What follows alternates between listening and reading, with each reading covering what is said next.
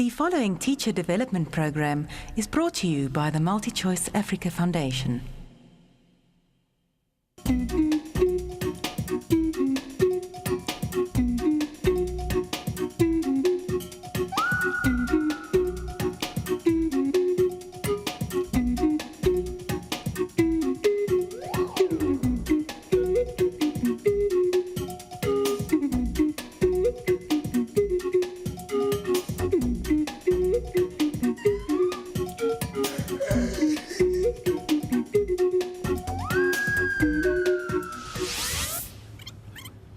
Guess what?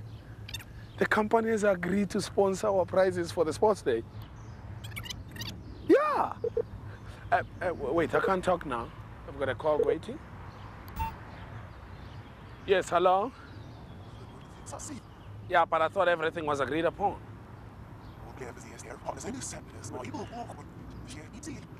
Oh, you want me to get the stats of how many learners have access to computers, phones, and internet?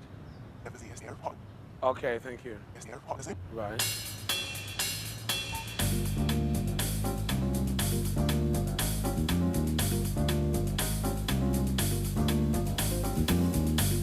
Hey, how's it going? Hey, yeah, I got this from Statistics South Africa Census at schools. But I don't think we'll use it though. Why not? See, under results, it says, there's a little gem though. It says, due to low returns and uncompleted questionnaires, the report is therefore considered not representative of all schools in the country. But you see, you have another problem. Look here. Gauteng presents 11% of all questionnaires returned. So this booklet is not representative of our province and our school. Does that mean we have to do our own census then? Then we'll just have to compare it to the national data. We could base our survey on this: access to goods and services at home. But then we'll have to concentrate on 3 things that are relevant to us. You. Only 17% South African learners have access to computers, and 10% have access to internet. In this technological world, this puts most learners at a huge disadvantage. But you know, computers and internet access can make a best prize for sports day. Yeah. Yeah. Let's have 3 questions, but simple ones so there's no room for misinterpretation. How about, do you have a landline or cell phone in your household? That's a good one. And do you have a computer at home? Computer. And do you have internet access at home? Yeah, and we just give them a yes or no block for them to tick. Cool, I'll type this out and make enough copies. How many is enough? Good point. Wait, which learners are we going to ask to complete these questionnaires? Maybe grade 10s? No. Sample's too small and it's not representative enough. There's bound to be some spoiled returns. I think we should give the questionnaire to the oldest member of each family at the school. Yeah? All right. Let me do this. Look, I just have to attach my signature. That was quick. What can I say? Mrs. Jake is always so sweet to me. And she's what, 180 years old? Wait till you see my date tonight. He's a virile, handsome 40-something.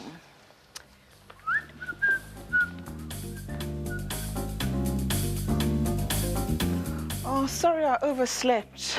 Late night again, eh? 684 questionnaires were completed, and I brought the tally table. See, I'll finish looking at the first 24, and this is what it looks like. See, you make a mark under the relevant heading for each yes reply and spoiled votes, like this one. See, See, they have the yes, and this would go under the sport votes because they've got 2 marks on the same thing. You do that until you get to 4. And for the 5th one, you just make a mark through the 4 marks you've made. This is nice. Yeah, it was Peter's idea. Okay, start ticking. Put a mark under telephone and internet. Internet again. Internet. Telephone. A mark for telephone and cell phone. Telephone and computer. Internet. Telephone again. Internet. Put a mark on spoiled. Computer. A phone again.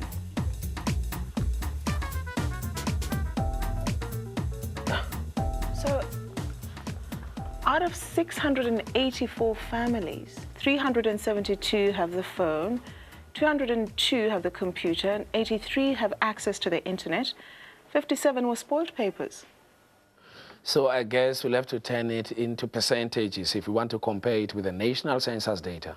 Of course. Okay, I'll go internet. It's 83 divided by 684. Do you want the calculator? Yeah. Okay, there you go. Okay, 83 divided by 684. Because we need the percentage, we multiply by 100, and that is equal to 12.13%. You should be teaching this in math literacy class. You're getting so good. It's not just Peter who's clever.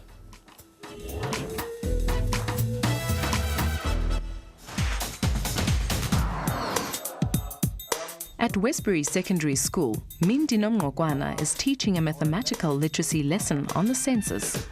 He starts by establishing if the class know the purpose of a census. Total count of a population in an area. What does the government do with that? Yeah. I think it can help the government to determine the unemployment rate of the country. Sir, we need to increase the standard of living in our rural areas.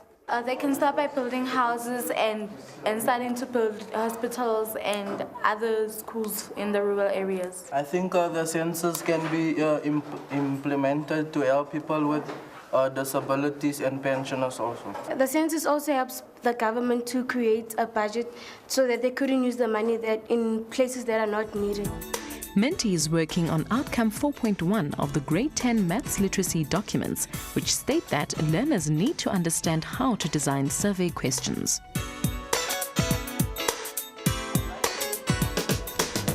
He has designed his own questionnaire containing several questions, which he hands out for the learners to complete.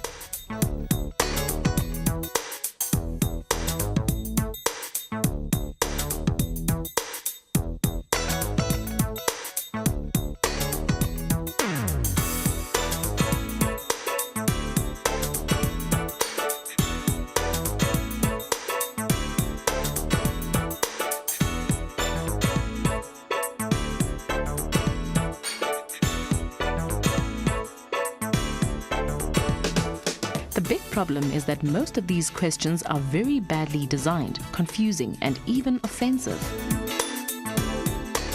The learners struggle to complete it.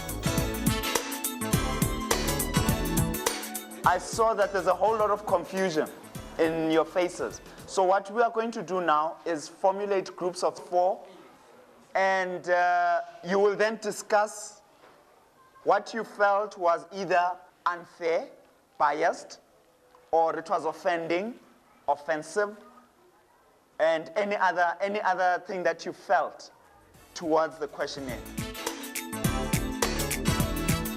Menti knows how opinionated his learners are at their age. It is important that adolescent rebellion get channeled into critical thinking.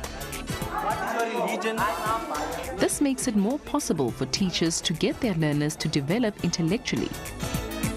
In this group activity, Menti wants the learners to criticize his questionnaire. Another thing is, do you travel by bus or taxi? I mean, that's an irrelevant question because they ask you like to choose between the bus or the taxi, and not to like say yes or no. So like, yeah. What about people who walk and live in the community? Do you understand wherever you should go? It is important that questions are clear and not ambiguous. But it is also important that they are not biased.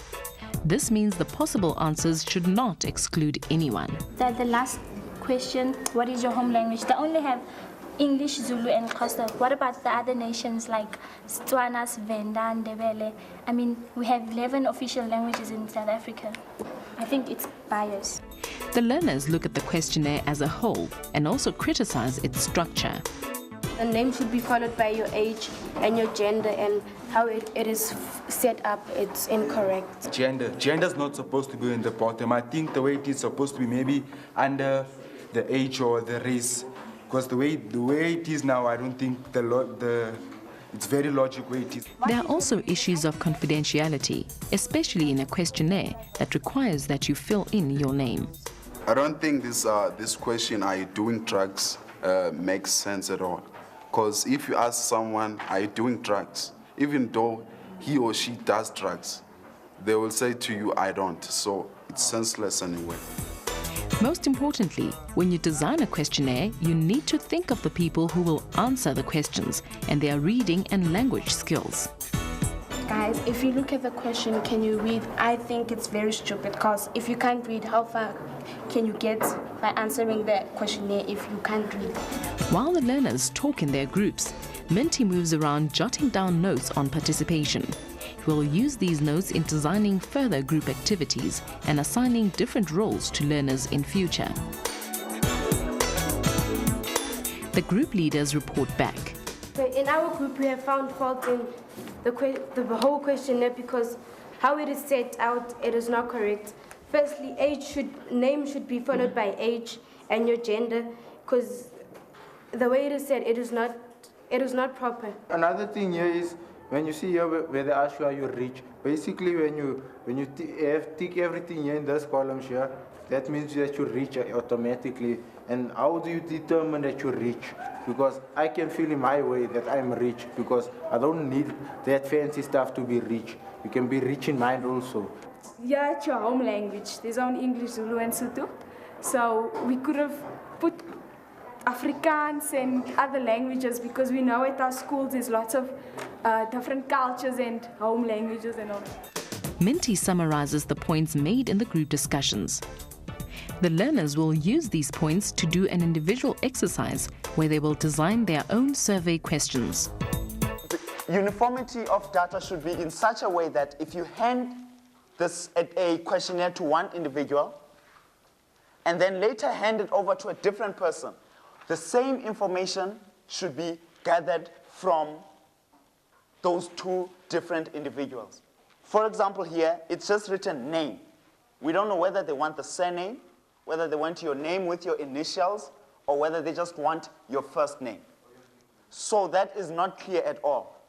Whereby if you hand this over to 5 different people, you'll get 5 different answers. I would like you to formulate your own questionnaires. And here is your topic. You are a counselor in Westbury. Do a survey about a need in the community. Write the purpose of the survey and draft 3 questions complying with the rules of formulating questionnaires. The learners have moved back into their rows to ensure that they all focus on their individual survey designs. The purpose is, do we need another sporting field in Westbury? So we'll formulate a question on the sporting field in Westbury. That is, do you play sport? Number 1, do you play sport? Number 2, what levels do you play this sport? Number 3, what sporting code is it? And number 4, do you have the field to play this? So those are 4 questions you would formulate.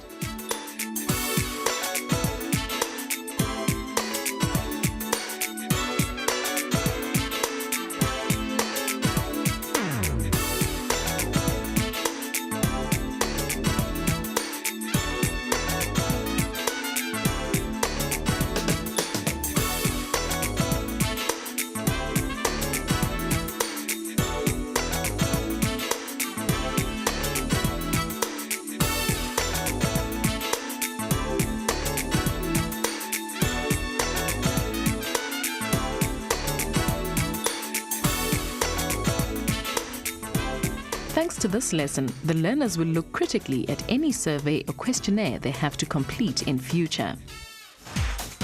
So I think our school compares slightly better to those questioned during the census. Yes, it does. But as a country, we don't compare too well with Australia or New Zealand. The census should be used to help the government to know what work to be done wherever. Thank you, bye. Well, you know, census people are together now. They even give talks at schools.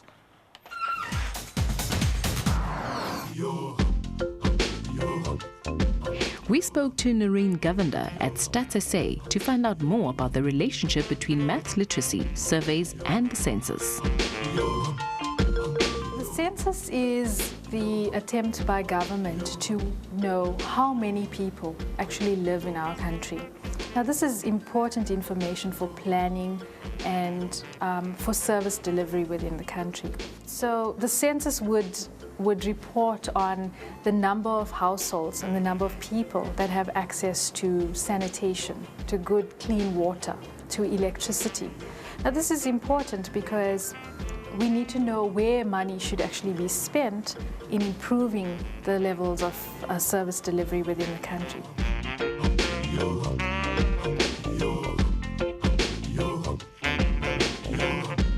There's a difference between a census and a survey. Okay, in a census, we aim to count every single individual. So, for example, if we want a statistic like 1 in 5 people would get hijacked, ideally we'd want to count every single person, ask them, interview them, and then make that assumption. Now, because of cost considerations as well as time, it's not always possible to ask every single person. What we would then do is draw a sample of people. For example, if you would want to know what teenagers feel about taking drugs, the ideal situation would be to ask every single teenager for his or her opinion. But we know that from a cost perspective and from a timing perspective, that isn't always possible. What we would then do is draw a sample of teenagers, and the answers that those teenagers give would be used to make assumptions about what all teenagers feel about the subject. When designing a questionnaire, there are a few considerations that you have to take into account. The first being, what is it that you want to achieve with your questionnaire? What conclusions do you want to draw?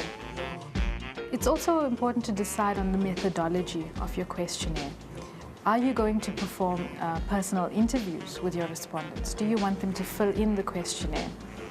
Will it be telephonic interviews? The types of, the methodology that you use will also determine the type of questionnaire that you've actually got.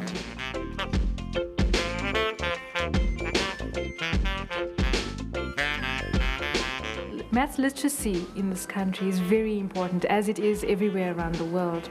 We are trying to promote a society that is statistically literate and that then would become economically literate, as the president of this country envisions South Africa to be. So it starts small. Students have to start learning about things around them, learning the importance of mathematics, how to apply that to everyday life, so that we can have a population that becomes statistically literate as well as economically literate, and a population that can then contribute to the debates in a democratic society that we live in. Are you still scratching your head over that? I'm not sure how to present the data to the computer company. Well, which is why I have made a pie chart for you. Why did you only put your learners' phone information on here? Well, because some families could have telephones and computers, but no internet access. And some families could have recorded all three. So there may be an overlap or double counting in such cases. But that wouldn't happen if you look at phones versus no phones and spoiled returns. I didn't know you had a color printer. I don't. Peter does. I heard that.